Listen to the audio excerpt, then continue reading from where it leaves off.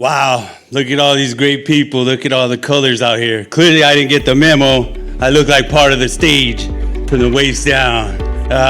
It's nice to be in a room with a bunch of doctors without tubes coming out every hole in my body but my ears and my booty hanging out of a gown.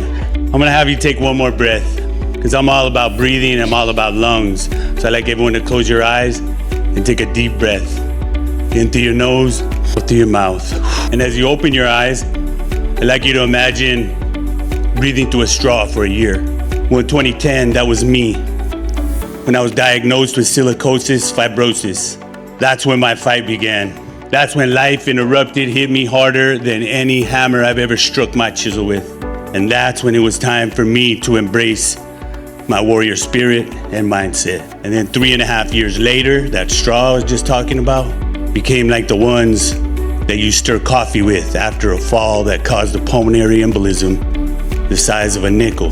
This one led to my deathbed worse than ever before. This time, the 12-hour surgery, I died on the table. The first one, that was pretty rough too. That was where the surgeon had to take out my solid as stone lungs with a hammer and chisel.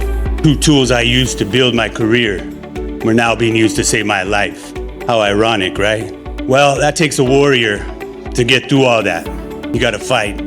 But warriors always win because warriors always fight. The only time you truly lose in life is when you quit.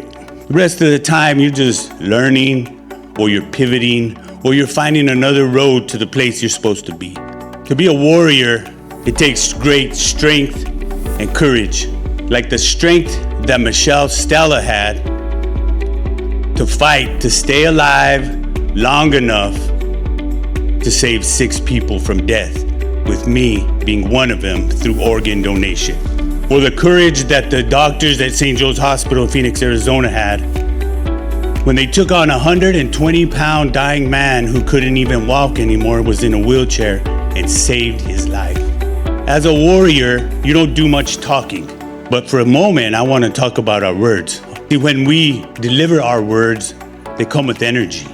So however we put our words out there with that energy, that's what we will draw back to us. So your words are very important. They could be your power or your poison. Your words are like a rope. You can build a bridge with them, or you could hang yourself with them. So choose and use them wisely. But it's not good enough just to use words. We all know that guy that talks a big game but never backs it up. Nobody wants to be around that guy. The only time your words have true meaning is when you back them with action. See, my father, he had a very unique take on action. He said there's 3 kinds of people in the world when it comes to taking action. There's the first kind that take a step forward and make it happen. There's the second kind that take a step back and watch it happen. And then there's the third kind that are standing there confused, freaked out, saying, what the hell is happening? Don't be those last 2 guys. Because if you don't put action behind your words, you're basically handing somebody a bowl of alphabet soup. What's this guy wearing the stage talking about? Well, have you ever looked in a bowl of alphabet soup? It's just a bunch of letters there thrown together. No meaning, no order. Well, that's what your word is when you don't back it with action. For me to come up here and do this is my honor. Because medically speaking, I should not be here. But when you're gonna do something big in your life, you have to eliminate the self-sabotage that we're all guilty of operating in. Show of hands. Anybody in here ever operated in self-sabotage? We have to silence the negatives, and we have to starve our fears and doubts. We can't feed our fears and doubts and then wonder why they became monsters, and then we become the why me guy. Why do things like this always happen to me? Why can't I catch a break? Well, life has humbled me to my knees and even onto my back, and it forced me to become the why not me guy. God put a lot on my plate, but God knows how big my plate is. If He has that confidence in me that I could do something with this, and not just for myself, trust me when I say this whole thing has been more about you all And you all out there watching on television than it has been about me. My fears and doubts, they don't get nothing. They don't get leftovers. They don't get scraps. They don't even get a crumb. They don't get a whiff. They don't get a sniff. If I'm talking about what I'm cooking, they don't even get to listen. They get to die. But when they do die, make sure you bury them.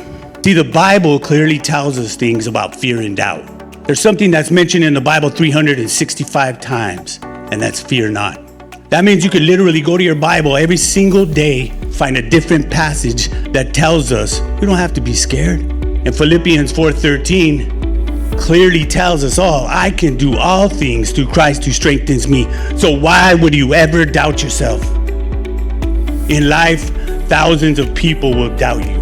Don't ever become one of them.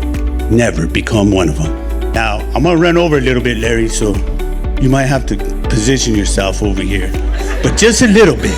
Listen, the reality of life is that whatever you want in life, you have to fight for it. And if you don't fight for it, nobody else is gonna do it for you.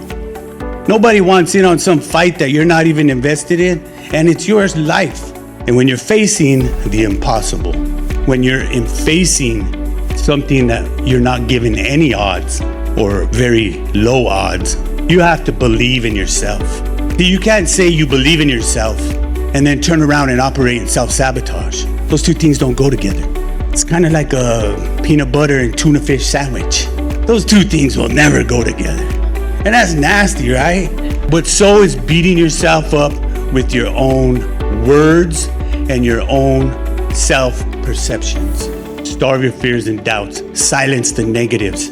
Eliminate self-sabotage. And only then will you have an opportunity to turn your pain into power, to turn your heartaches into helpfulness for others, and to turn your traumas into triumphs and teachings for those needing help to begin to help themselves.